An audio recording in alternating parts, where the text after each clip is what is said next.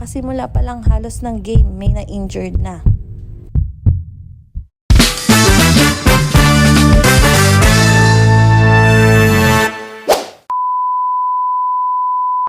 Hello mga seswang!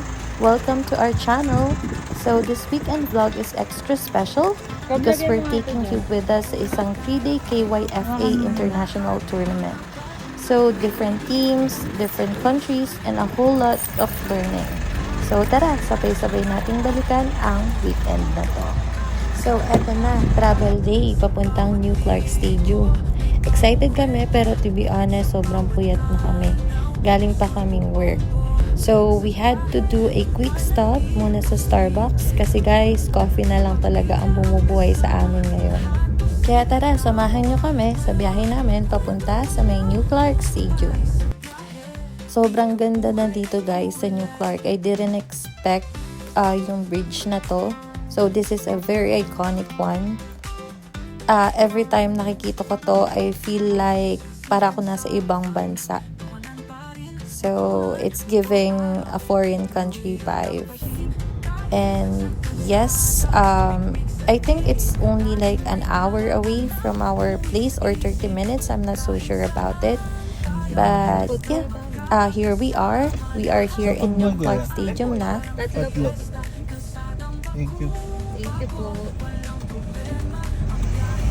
So, hanap muna tayo ng parking spot, guys. Actually, guys, there's a place for you to stay here. You can visit the website of New Clark for you to see where to book it. But this is offered to us by the organization.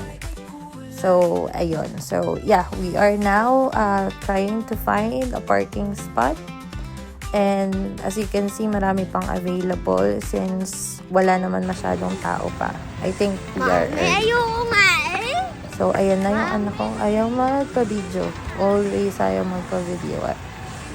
Ganun talaga siguro pag may preteens ka na and also lalaki ka. Apakahirap picturean, videohan. Let's go guys. Pasok na tayo sa loob. And first time ko makapunta dito guys. And honestly, sobrang laki pala niya. I didn't expect na sobrang laki pala ng New Clark. Pagdating namin dito sa stadium guys, ibang-iba talaga yung vibe. Makikita mo yung mga players from different countries. May galing Indonesia, China, and Korea. Dito mo din mararamdaman yung international talaga yung tournament.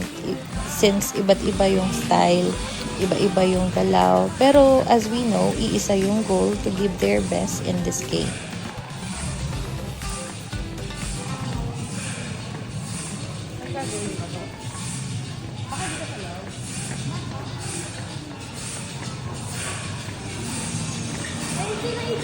Takbo ka na doon, dali.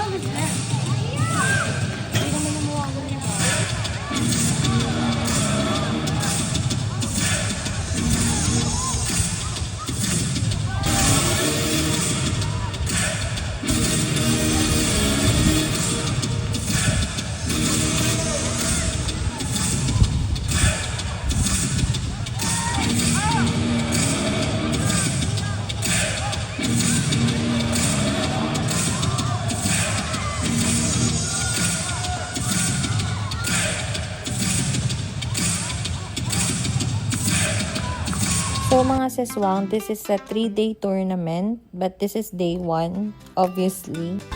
At syempre, after ng meeting day coach or huddle nila, they need to do a quick warm-up before the start of the game. Para syempre, iwas injury na din, tsaka yung mga muscles hindi mabigla. And I always make sure that Jacob is fully equipped. As you can see, naka-leggings pa siya. And honestly guys, during one of the games, which is this game, there's a Korean player na na-injured. So, sa moment na to, napahinto lahat. My heart skip a beat kasi paano kung anak ko yon. So, dito mo mararamdaman na hindi lang ito basta laro. Kasi isang maling hakbang pwedeng magbago ang buong laban. Medyo nakakakaba yung moment na yun kasi dito mo talaga makikita na seryoso ang laban. Hindi lang ito basta laro. But after that moment, tuloy pa rin ang tournament, konting pahinga, konting hinga, tapos laban ulit. Kitang-kita mo yung focus ng mga bata during the game. Every pass, every run, pinaghahandaan. Hindi man perfect, pero ramdam mo na binibigay nila yung best nila. Oh, nice! Nice, Marvin! Go, Marvin!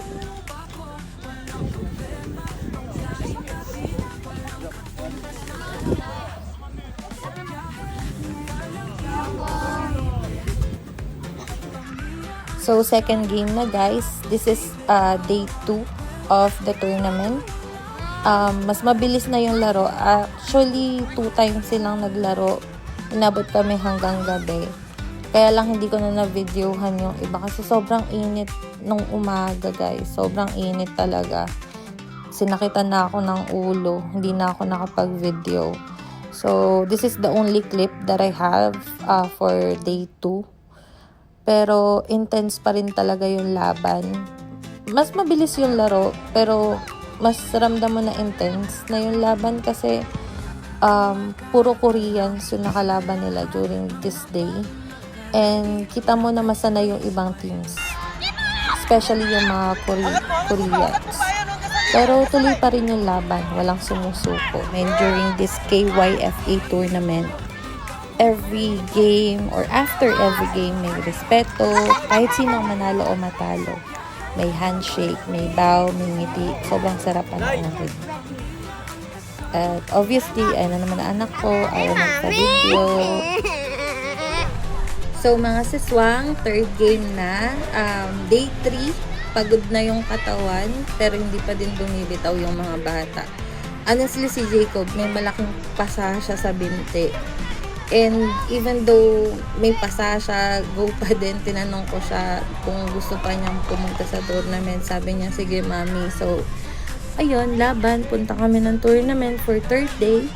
And napansin din namin kung paano mag-train tsaka maglaro yung mga Korean teams. Mas discipline, mas structured, at talagang mas mabilis silang mag-adjust. Ang dami naming natutunan just by observing them. Malaking tulong to actually para mas makapaghanda pa yung mga kids para sa next tournament. At syempre, maraming salamat sa SIFA for the opportunity and support, and sa mga coaches, Coach Jim and Coach Nico. Thank you for training the kids and for pushing them to be better. More trainings, more growth, and masanda na sa next game. Thank you for watching our weekend vlog. See you on our next one.